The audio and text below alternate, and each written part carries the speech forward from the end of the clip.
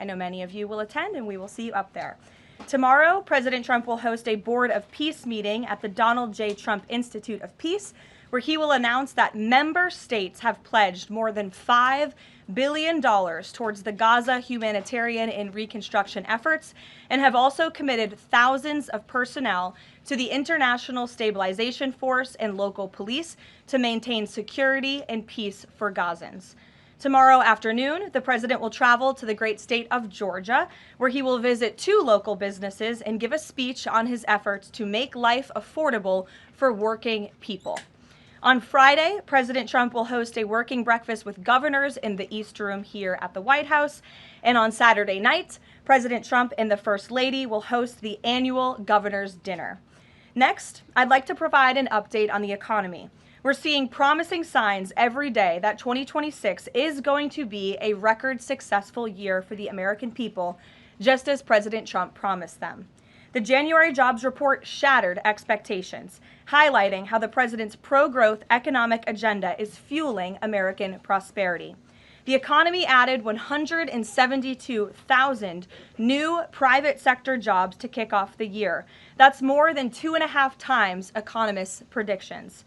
The labor force participation rate went up while the unemployment rate fell. The prime age labor force participation rate is now at its highest since 2001. Most importantly, 100% of all job creation under President Trump continues to be in the private sector. This is truly remarkable. That's 615,000 private sector jobs that have been added in President Trump's second term thus far. These are real working people. These are real American families who will be living out their American dream. Meanwhile, federal government employment has shrunk to its lowest level since 1966, saving taxpayers $29 billion annually. And all of the net job growth under President Trump has gone to native-born Americans, ending the disgraceful pattern under Joe Biden of job gains going to non-citizens and illegal aliens. Additionally, on inflation, the new CPI report is even more proof of the progress made by President Trump. Despite all of the doom casting from the so-called experts, the president has managed to utilize powerful tariffs to secure trillions of dollars in investments into our country and rebalance our trade deals while simultaneously cooling inflation. Year-over-year inflation fell to 2.4% in January, beating expectations again and marking the lowest level since May. Core inflation, the best measure of inflation, dropped to its lowest level in nearly 5 years. Meanwhile, real average hourly earnings for all private sector workers rose in the month of January, which means more money is going back directly into people's pockets. After only 1 year of President Trump back in office, real earnings for all private sector workers have outpaced inflation by nearly $1,400, earning back roughly half of the $2,900 they lost under Joe Biden when 40-year high inflation was stealing Americans' purchasing power. President Trump's policies are and will continue to allow Americans' incomes to go further for bills, retirement, and achieving the American dream. A key part of the American dream is buying a home, and that is finally becoming more affordable under this president. This past week, it was announced the annual mortgage cost for a new home has fallen by $4,000 so far under President Trump, after rising by roughly $15,000 under Joe Biden. As a result, mortgage affordability has reached a 4-year best following recent bold action by the president to make home ownership more attainable for American families, not large Wall Street corporate institutional investors. At the same time, national median rents have fallen to a 4-year low and have declined for 6 consecutive months. The annual rental cost for a new rental unit has fallen nearly $100 so far under President Trump, after rising more than $3,000 under Joe Biden. And many are crediting that to the president's deportation efforts to remove illegal aliens from our communities and therefore from housing that should be used for American citizens. At the grocery store, the price of eggs, dairy, cheese, fresh fruit, apples, oranges, potatoes, tomatoes, and butter have fallen since President Trump took office, and he is continuing to fight for even lower prices at the grocery store for the American consumer. At the gas pump, fuel prices are down by almost 10% over the past year. The average national price for a gallon of regular gas is now less than $3 and is approaching $2.70 in some states, and much lower than that in many states across the country as well. We've seen in several states gas is under $2 a gallon. And at the pharmacy, prescription drug prices are down over the past year, with even more price relief ahead for American patients, thanks to President Trump's most favored nation drug pricing deals and the great healthcare plan, which he is calling on Congress to pass as soon as possible. What President Trump wants Americans to understand is that this is only the start and the best is yet to come. The historic success that we have seen since he took office is just the beginning of enormous growth and opportunity that we are about to witness. And I know the president looks forward to hitting the road and being with the great people of Georgia tomorrow to talk about just this. So with that, today, I know there's a lot of news. I will open it up to take your questions, and we're going to start, as always, with our new media seat, the great Michael Graham from Inside Sources. Thank you for being here, Michael. Thank you for having us, and thanks from our 200 newspaper partners around the country. So you mentioned gas. We didn't mention natural gas. And back where you live, your friends and family are paying among the highest prices for natural gas to heat their home and for electricity generation, the #1 source of power across New England. The cheap gas is in Pennsylvania. The two highest places to buy gas in the country, New York City and Boston. The problem is the blue states will not allow the gas to travel to produce electricity or to reach customers. When President Trump first came back in office, there was some talk, him and Governor Hochul in New York possibly reaching a deal.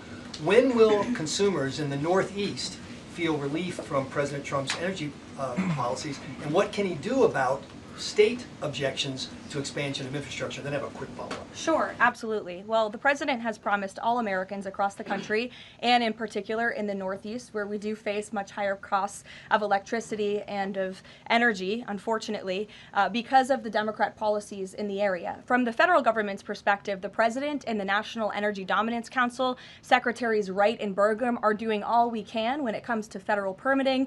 The drill baby drill agenda is obviously underway. The president has made a huge push for more fossil fuels in this country. You look at what he did last week with respect to coal. Coal truly keeps the lights on in this country. We learned that in the recent winter storms. However, there's only so much that can be done at the federal level. That's why the president has called on blue state governors to participate in this energy dominance agenda, including governors in New England and the Northeast, by contacting Governor Hochul directly to get this Constitution pipeline underway. This is not only going to bring down the cost of energy in the Northeast, it's also going to support job growth and energy affordability and more opportunity for workers in the Northeast. And I just have a quick statistic here on energy that I found fascinating, and it's obviously true because I'm saying it up here. Red states with Republican legislatures currently enjoy lower average retail electricity prices than blue states with Democrat legislatures. And that's exactly why the president is calling on all blue state governors across New England and the Northeast to get on board. Let's bring prices down for all Americans, whether they live in a red or a blue state. So right down the street from your alma mater, San Antonio College, talk about building an ICE facility that's causing a lot of political agita in New Hampshire, and for the Republican governor, Kelly Ayotte. Seems to be some miscommunications argued on both sides.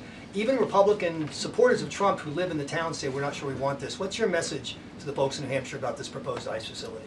The message is that illegal immigration, while the border is secure, is still a problem across our entire homeland.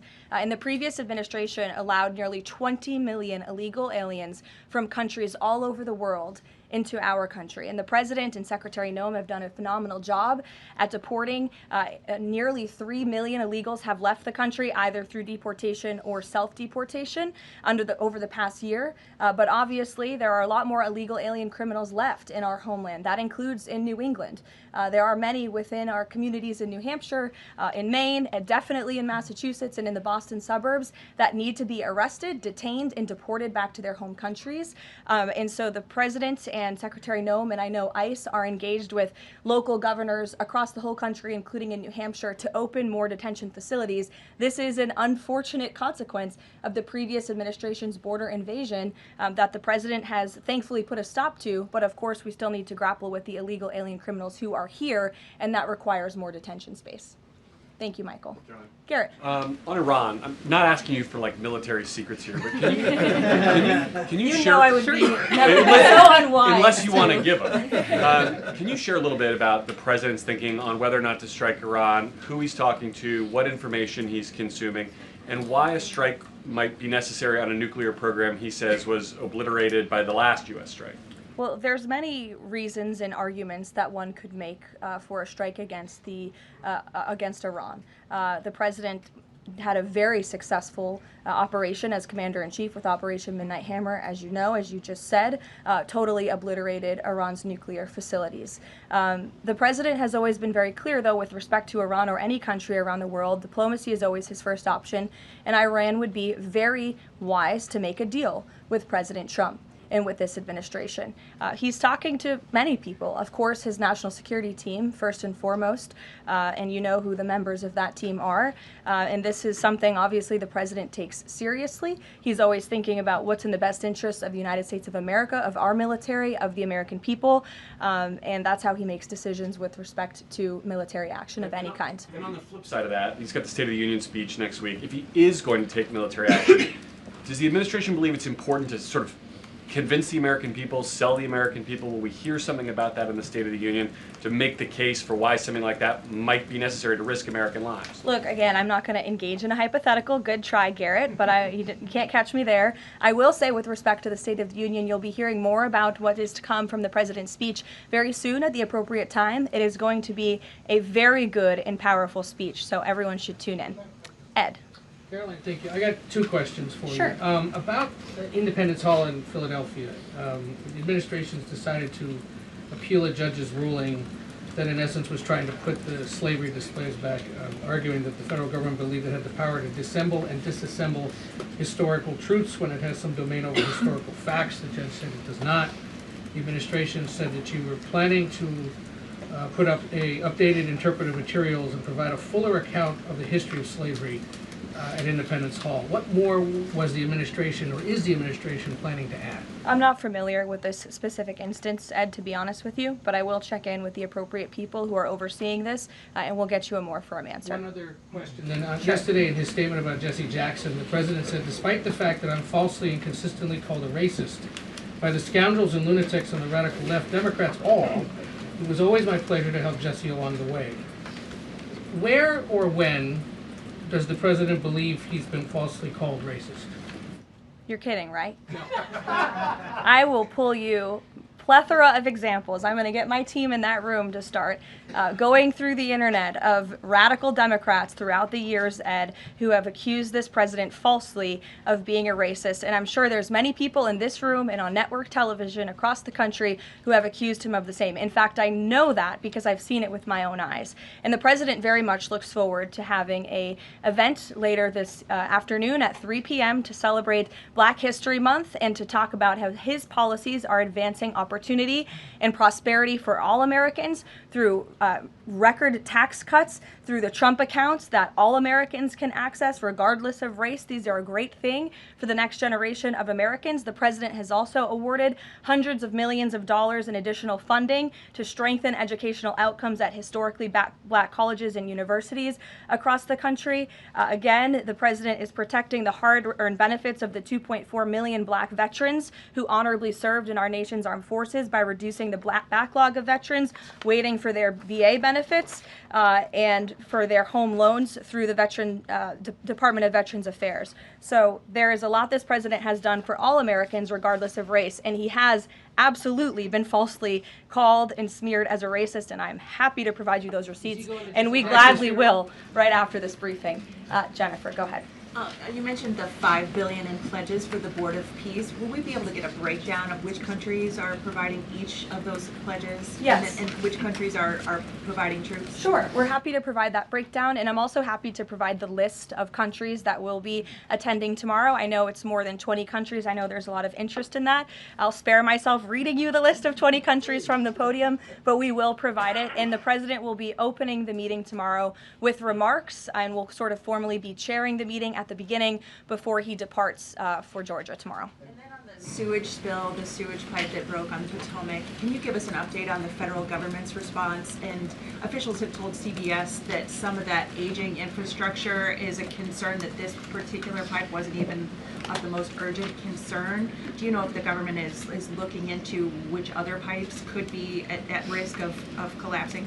Well, the next step in this process is for any of the three local jurisdictions involved, whether that's the Commonwealth of Virginia, the state of Maryland and Governor Moore, or the District of Columbia, to step forward and to ask the federal government for help and to ask for the Stafford Act to be implemented here so that the federal government can go and take control of this local infrastructure that has been abandoned and neglected by Governor Moore in Maryland for far too long. In fact, it's no secret that Maryland's water and infrastructure have been in dire need of repair. Their infrastructure has received a nearly failing grade in the 2025 report card from the American Society of Civil Engineers. This is the same grade they've received 5 years earlier. There has been no improvement under the leadership of Governor Moore. He's clearly shown he's incapable of fixing this problem, which is why President Trump and the federal government are standing by to step in. And for all of the environmentalists in the room and across the District of Columbia, let's all hope and pray that this governor does the right thing and ask President Trump to get involved, because it will be an ecological and environmental disaster if the federal government does not step in to help. But of course, we need the state and local jurisdictions to make that formal request. That's part of the legal process to move forward. Peter. So you said that any of the three Democrats just need to ask. A few minutes ago, Maryland's Governor Wes Moore asked. He said, if the president wants me to ask nicely, our response is this: please, Mr. President, do your job. To which I say, I'll ask the president and we will provide you with the next steps. But in all seriousness, the federal government has been preparing plans. The White House has been in contact with FEMA, with the Army Corps of Engineers, with the Environmental Protection Agency. Again, we've been standing by. This is a problem we want to fix, not just for the federal government, but for everyone who lives in the District of Columbia, including all of you. So you're welcome. To your point about that, there are a lot of events coming up for America 250. The president wants people from all over to come to the nation's capital. Is he worried that by the summer, the Potomac River will still smell like poop? He is worried about that, which is why the federal government wants to fix it, and we hope that the local authorities will cooperate with us in doing so. Steve. So what will the $5 billion be used for in Board of Peace, and will that be sort of a down payment for much more money? You'll be hearing more about that tomorrow at the meeting. If you recall, at the first meeting when we were in Davos, Jared Kushner did provide a very detailed PowerPoint presentation for the vision of Gaza, the reconstruction and the humanitarian efforts, of course, providing local security on the ground. That will be part of the discussion tomorrow, is how can we maintain security? First, you must achieve security to get to prosperity, which is sort of the second part of this plan. So you'll be hearing more about that tomorrow, but I would just point out $5 billion worth of investment. We're talking about reconstructing Gaza. I remember when those words came from the president's lips in the East Room many months ago, and all of you in the press were bewildered at how the president could have such an ambitious goal of rebuilding Gaza, which is obviously a place that has been just turmoiled by violence and chaos for many, many years. But we are well underway in doing that, and it's a historic accomplishment for this president. Secondly, is the president seeing enough progress in the Iran talks to let negotiations go a little further? I mean, where do things stand after yesterday's talks? I think you heard from the administration and the State Department yesterday that there was a little bit of progress made, but we're still very far apart on some issues. I believe the Iranians are expected to come back to us with some more detail in the next couple of weeks, and so the president will continue to watch how this plays out. Sure. Follow up on that. Thank you, Caroline. On these Iran talks, I mean, how much time is the president willing to give it before he is seriously maybe considering military action? Is he willing to give it that full 2 weeks? And has he given the Iranian officials a deadline on when he wants to see a deal? It's a fair question, Rachel, but I'm not going to set deadlines on behalf of the president of the United States from up here. And then just one more on the shutdown. We're now in this partial shutdown over DHS funding. Has the president personally spoken to the Democratic leaders in Congress? Can we expect to see them at the White House to try to make a deal on this?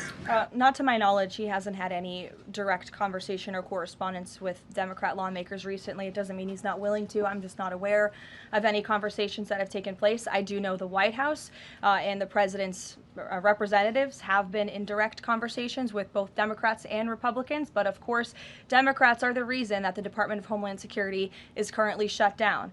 They have chosen to act against the American people for political reasons, and now we have FEMA workers, the men and women of the United States Coast Guard, men and women of TSA who keep our airports moving, who will be working without paychecks for no good reason other than the Democrats wanting to pick a fight with Donald Trump. And the president thinks that is irresponsible and despicable. He wants the government to be open. We've been engaged in good faith negotiations with the Democrats. Last night they sent over a counter proposal that frankly was very unserious, and we hope they get serious very soon because Americans are going to be impacted by this. Sure. Thanks, Caroline. President Trump has talked about a forthcoming executive order on voter ID.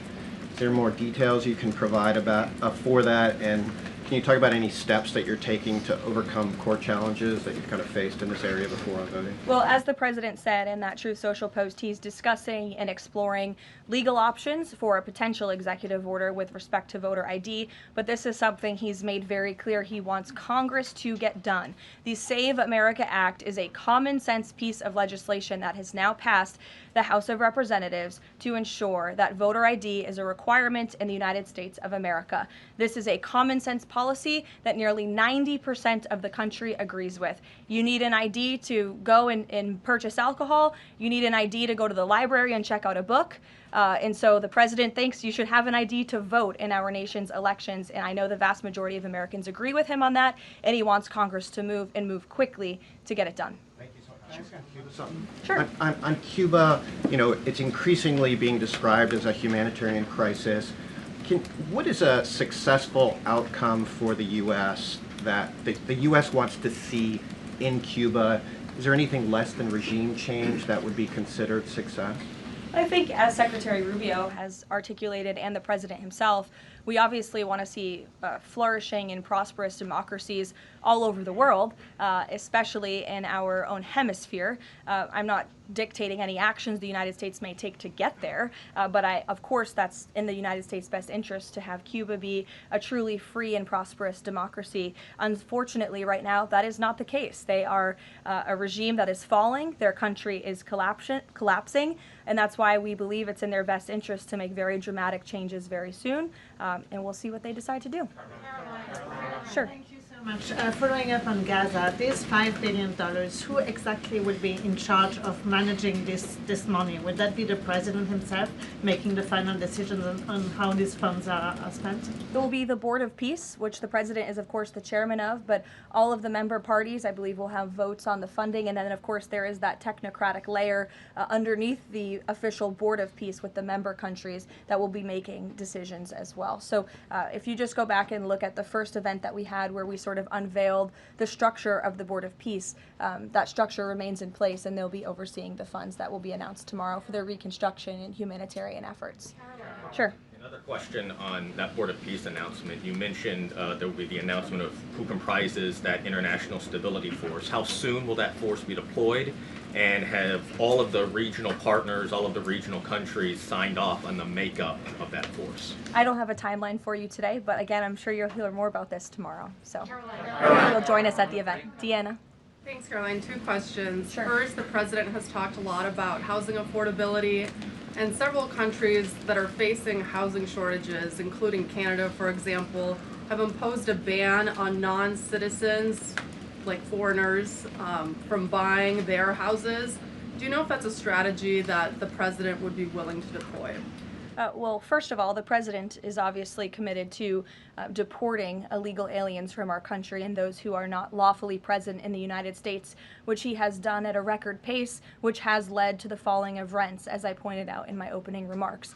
Secondly, the president has recently announced that he is fighting for a ban on institutional investors and Wall Street billionaire corporations from buying up single-family homes that should be lived in his opinion, by American families. We know this is going to have a remarkable impact on the housing market and on prices and supply and demand for the American consumer and the American family. And then thirdly, the president is also expediting permitting as fast as we possibly can to build more homes, to increase supply, to obviously bring down the cost of home ownership and purchasing homes for the American people. And then also, as I mentioned as well, we do see mortgage rates falling. So all of this is combining to make housing more affordable in this country. There's still a lot more to do.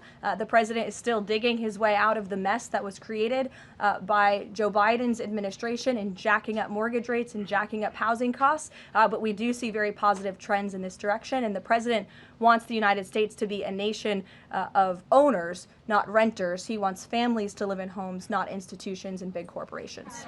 Michael. Ukraine, Caroline. Secondly, on Ukraine, Sure. yesterday Zelensky said in an interview that he says that it's not fair that the president is saying that Ukraine has to make concessions. He's saying this publicly, and not Russia. Has the president seen these comments? And when the president says that Ukraine has to make concessions, is he referring to giving up Donbass?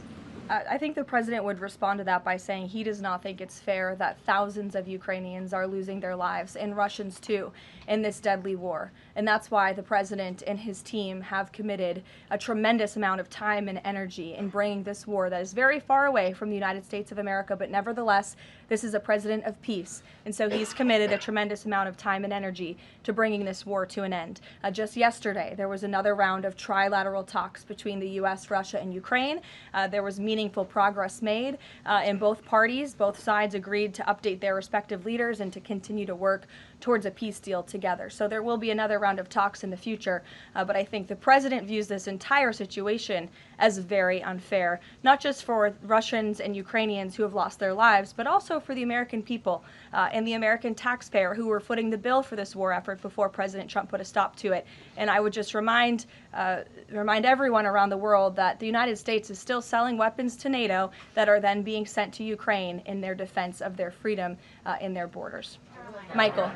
Caroline, Russia is reportedly joining Iran for joint naval exercises in the Gulf of Oman this week. Has the president issued any kind of warning to Russia or even China not to involve itself if the U.S. decides to strike Iran? Not to my knowledge, no, or not that I would dictate from this podium. I wouldn't reveal the president's private conversations with world leaders. With respect to that, again, when it comes to Iran, the president has a decision to make, and he will do that, and I'm not going to broadcast what that decision may be ahead of him.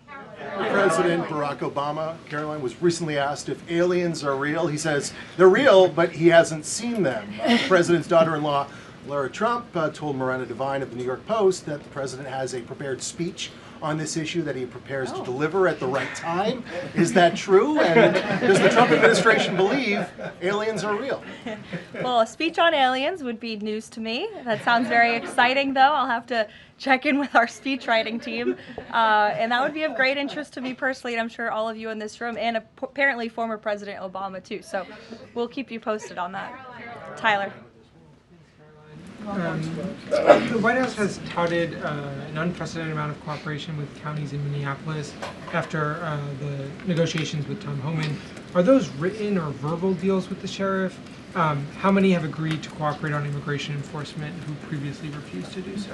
Yeah, the last time I spoke with Mr. Homan, which was just a few days ago, he assured us that nearly every single county in the state of Minnesota has agreed to notify ICE when they are releasing criminal illegal aliens from their jails. This is an unprecedented level of cooperation that we have not seen. It has led to not only cooperation to detain illegal aliens in Minnesota, which just this past week I have looked at the list. They've detained some very heinous people who none of you would want living in your communities, but has also led to a much more calm situation on the ground. We've also seen, and you've seen this with your own eyes play out, the local police and the state police have now cooperated in the arrests of left-wing agitators and criminals who are unlawfully obstructing immigration enforcement in their efforts. So this is a huge win, and again, the president sent Mr. Homan to Minnesota to do a job, and he has done it well, and I think think the situation on the ground proves that. Are those like written agreements that they've been signed by various officials in the state? These are agreements that have been made by state and local officials in the federal government, and we are seeing that cooperation play out every single day. These counties are notifying ICE when they are releasing criminal illegals from their jail, and we do know that they are arresting left-wing agitators who are unlawfully impeding law enforcement. There's video to show that show it yourself. You can view it with your own eyes. John. Thank you, Caroline. You mentioned two things: DHS closed and the SAVE Act IDs.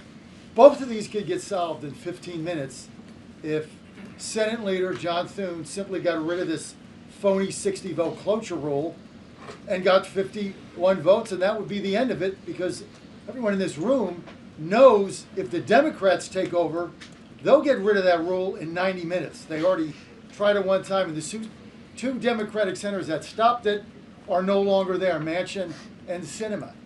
President Trump is backing a lot of these senators for re-election, and yet they will not get rid of the 60-vote cloture rule, which is holding everything up. What is the president's position on John Thune in the Senate finally getting rid of this so this legislation can get moved? Well, the president has a good relationship with Senate Majority Leader John Thune. They keep in very close contact, and they work together all of the time. I hear your passion in your voice, and I know it's shared by many Americans across the country, including the president himself. He wants to see the SAVE Act voted, and he's expressed that both publicly to all of you, the American people, but also privately in his conversations with Senate Majority Leader Thune and many other members of Congress as well. Yes, Rav, go ahead. Good to see you. So J.B. Pritzker just recently signed the bill. The law went into effect in January, and it's supposedly going to allocate about $2.5 billion to illegals to go to college and financial aid in the state of Illinois. What is the White House's reaction to this? Illinois is already, by 2027, they're supposed to have a $3 billion deficit. What's your reaction to that? Yeah, we'll have to take a look at that. I would say the president certainly thinks that Governor Pritzker is not doing a very good job of managing his state, as evidenced by not only the waste, fraud, and abuse, but also the crime in the city of Chicago that unfortunately Governor Pritzker has refused to pick up the phone and call the White House and ask for help on, which is something his residents want him to do, but he refuses to do for political reasons. As for the specific money, we'll take a look and get you an answer. You're welcome. John. Thanks a lot, Caroline. Two questions. One is about the president's trip to Georgia tomorrow. If you can provide some additional information about that, why Northwest Georgia was chosen for this particular trip, for instance. Sure. Well, Georgia is obviously a very important state to the president and to the Republican Party, and the president loves the people of Georgia. He'll be touring, like I said, a steel facility, and then he'll also be stopping by another local business, and he will be giving remarks on affordability, on the economy, on all of the great economic news that I just shared with you earlier. He'll be meeting and greeting with everyday Americans, and that's what the president loves to do, to get out across the country, and he's spoken about his intention to go across the country a lot more, and obviously tomorrow's trip is evidence of that. Secondly, last week, as you know, big event that took place in the Roosevelt Room, the president announcing that the EPA has repealed these federal limits on emissions for cars, trucks, and power plants. And in the president's presentation, he mentioned that American families will save $2,500 for a new car or truck. Where is the promise coming from automakers that they're going to pass along their savings to those families all across the country? It's a great question, John. That was an economic analysis that was provided to the president, and I'd be happy to provide that to you so you can take a look yourself. But I'm glad you brought up the president's announcement last week, because this is one of the largest deregulatory actions ever taken in the United States of America. And overall, it's going to save our country $1.3 trillion in regulatory burdens that have really done nothing for our country, nothing for our environment, nothing for our economy. In fact, this announcement received widespread and bipartisan praise. I think I recall seeing the editorial board of the Washington Post, of all places, even commending the president and Administrator Zeldin for this historic action last week. So there's no doubt it is going to save the American consumer money, and I'd be happy to provide that specific economic analysis to you. Sure, in the middle, go ahead. Yes. Thank you. Governor Moore in Maryland signed a bill that is ending the law enforcement cooperation with ICE. And by doing that, a lot of local sheriffs are not happy, and in fact, they met today in Annapolis to come up with legal action. What is the message of the White House to those sheriffs and to the residents of Maryland? Well, first of all, it's another despicable action by Governor Wes Moore. Why would you prevent your state and local law enforcement from cooperating with federal law enforcement? If you just ask them, to your point, if you ask a sheriff across the country if they want to have that level of cooperation and coordination with the federal government, of course they do. It makes their jobs easier. It keeps them out of hostile and dangerous environments. It allows them to detain illegal alien criminals who have committed heinous crimes in our country with the most safe circumstances possible. So the president, of course, continues to always stand on the side of law enforcement, and this is another just horrible and frankly political action taken by Governor Wes Moore, and unfortunately the people of his state are going to reap the consequences of it. Sure. Thank you, Caroline. President Trump just said on Truth Social that it would be a big mistake for the UK to hand over control of Chagos Islands to Mauritius.